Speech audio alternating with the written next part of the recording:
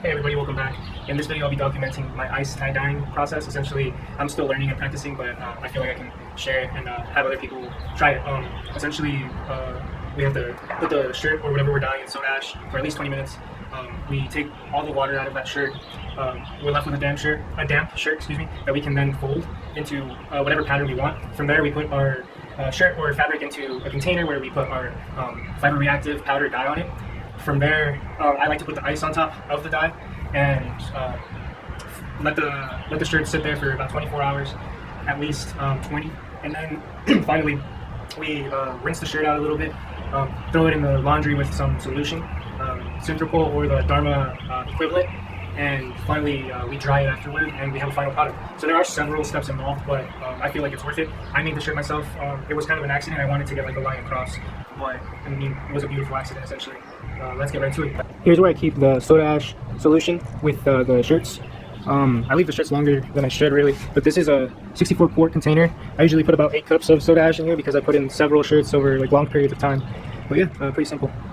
Okay, so I took the soda ash water out of the shirts by hand. I know there's other ways, but I'm still doing it this way. It works just fine. Now I'm just going to fold them, and then we'll move on to dyeing them in their separate containers. So here we go. I'm just going to do some basic design. There's many methods that you can find online for folding shirts, but I'm going to keep it simple and just do some swirls all the way up essentially. So usually I use a fork. I got that from my sisters and then twist, but I'm just going to use my fingers today. So fold two tops.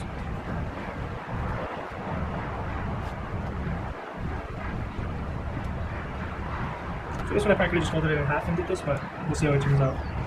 That's the cool thing about this, is that you could do what you want. Essentially, there's no rules to it. Well, kind of, but you know, sometimes you just like getting surprises.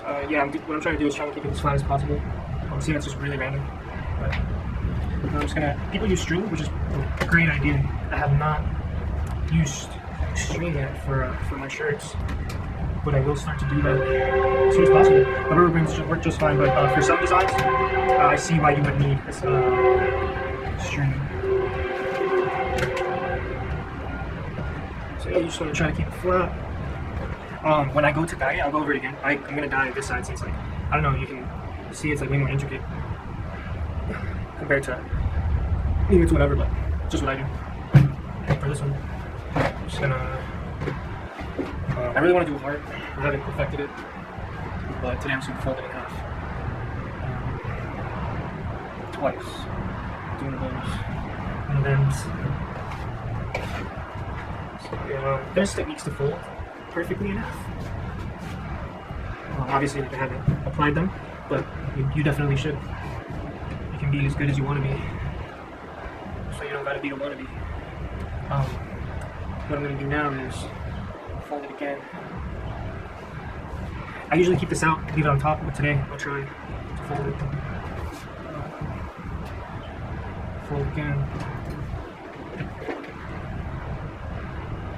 So see, I don't even really know what I'm doing here. Like, I'm just gonna see how it turns out later, and I'll have videos to see how I did it if it's cool. I'll probably just do some swirl in the middle, or maybe two on opposite sides. So for this one, I have to be really powerful or really strong with my swirls, and it's thick. I folded it well, so I know that much. I'm gonna try to keep everything flat.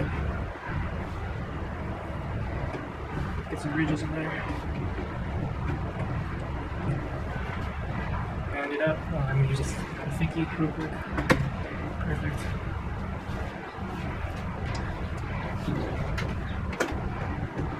Better get one up here ASAP.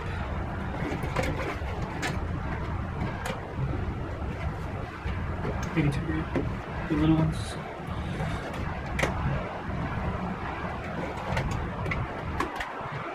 Okay. Like I mentioned, I'll probably dye on this side. We'll see how that turns out. Cool. So now let's dye it right away. Okay, so I have the shirts now in their container. You can really use anything, as you can see. I actually poked holes in the bottom of this because I don't like the shirt to be sitting in the water. I feel like it, I don't know, waters out the color a little bit. I've noticed better results in darker colors if I let the water leave essentially through the bottom. Well, let's get to it. For this shirt, I'm going to be using 3 colors: raspberry, bright yellow, and forest green. Okay, so my little spoons. I'm just probably going to make like 3 lines across here. Start with the raspberry. Now for this, as I tell like my cousins, we all do tie-dye together. Like you don't really need, and my sisters and brother, you don't really need to use too much. Essentially, like I feel like the important part is really the soda ash. The soda ash allows the dye to bind to the fabric better. So yeah, if you're using these types of dyes, don't really need too much.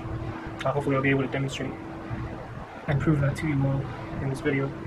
I've been trying to use less and less to see what kind of results I can get. Since this is folded very essentially thick, I'm just gonna go over it 3 times. I'm just gonna go twice, but 3 will work. You can pat it down if you want, but I'll leave it like that. Next is the yellow. So we'll do this on this side. All the way down. 2 more.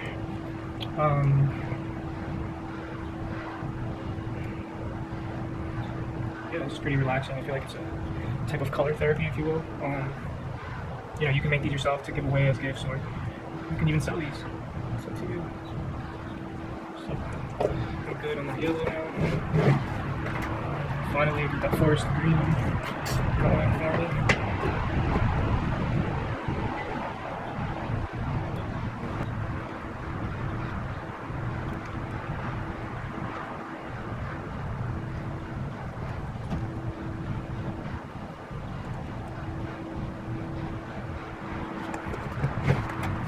And to kind of just like make raspberry the main color, since it's in the middle, I'm going to make the second decision of putting essentially a single scoop along the edges, very gently,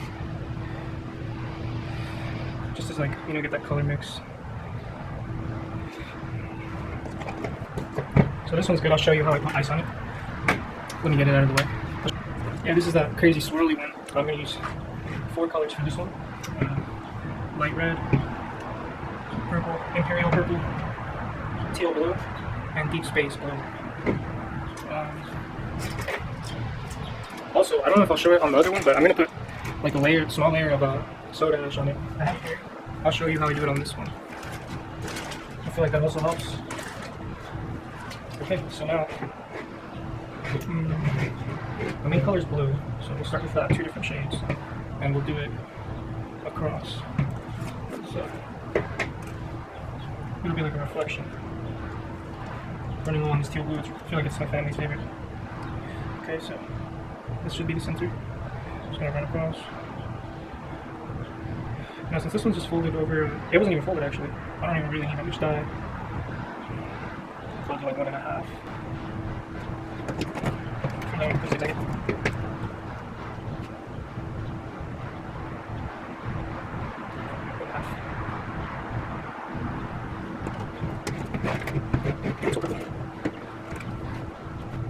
the purple and the violet's really strong.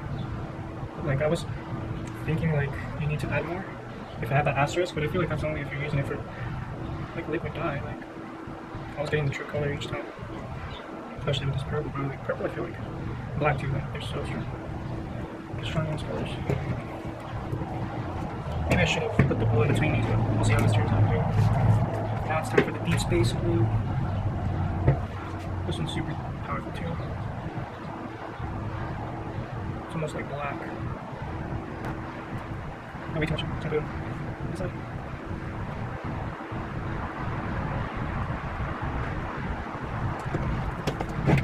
Let's go like that.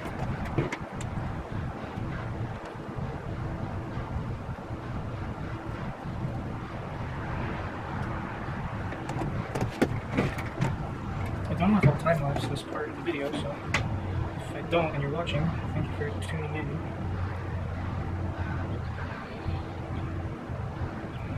Much appreciated.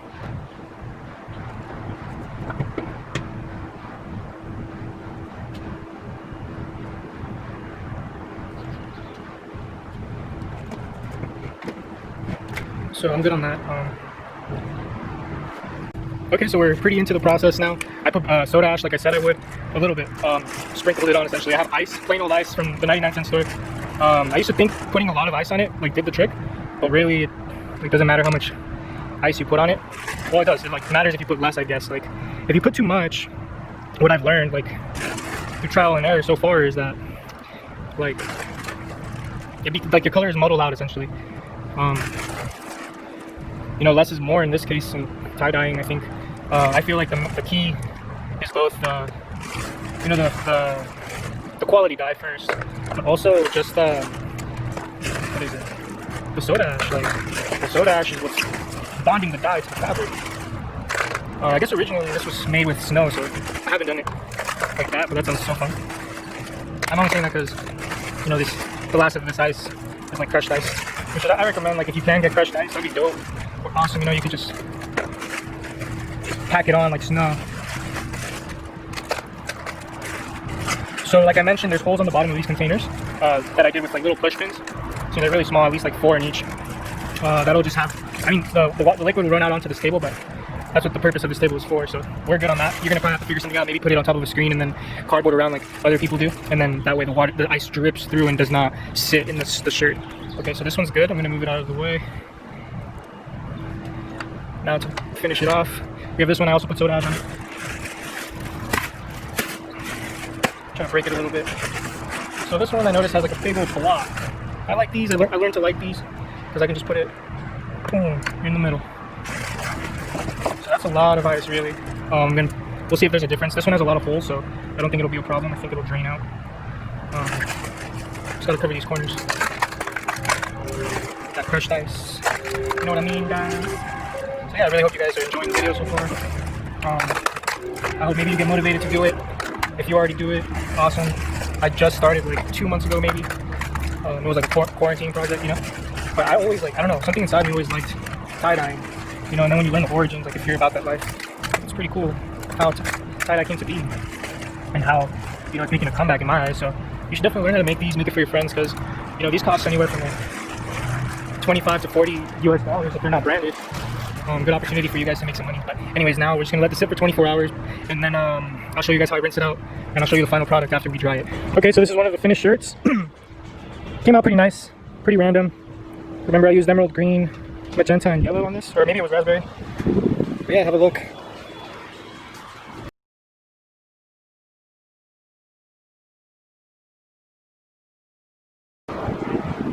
So here's the second shirt, as you can see flying around. Not bad.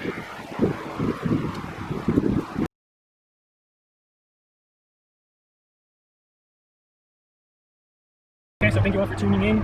These shirts came out nice and not what I expected, which is usually the point. If you like what I'm posting, then like, comment, and subscribe. Hopefully I can post something that's of value to you. Have a great day.